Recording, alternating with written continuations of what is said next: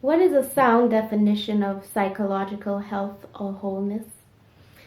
Okay, this is an interesting one because notice the good use of the word psychological health or wholeness. I like the term psychological wholeness because a lot of people talk about mental health and really don't know what they're talking about. They're specifically saying the word mental. Mental is only one component of the human psyche. Psychological is a much more comprehensive term because it includes the different dimensions of the person, including mental. And mental, what we're really talking about is intellectual, and intellectual health does not comprise the totality of psychological health. Psychological health should include dimensions of intellect, the intellectual, the spiritual, the volitional, the emotional, and of course, besides the psychological, there's also the physical, the physiological. So we might talk about organic kind of processes. So this is important.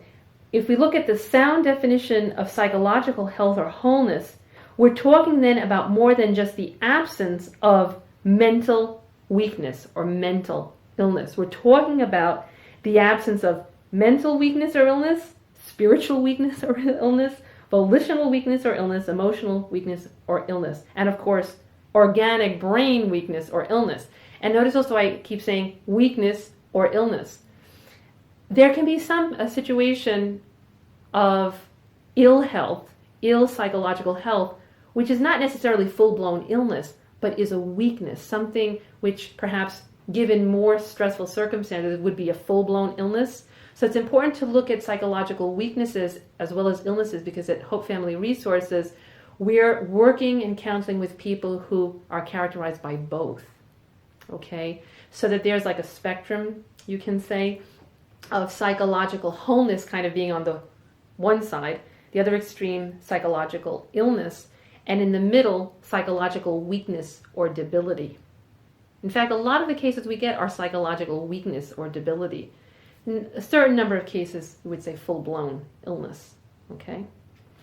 So when we talk about a sound definition of psychological wholeness, then we're talking about a definition which will encompass all of the dimensions of the human person that are not somatic or not physical. Now, this is just kind of a brief definition. As we go along, I'm hoping we'll be able to talk a little bit more in detail and describe what is it then to be a very well and psychologically whole person. How does it kind of concretely show to the world that you're a healthy person? But for now, let's just at least say that psychological wholeness then is the absence of these different dimensions of weakness or illness, okay? All right, how about another question?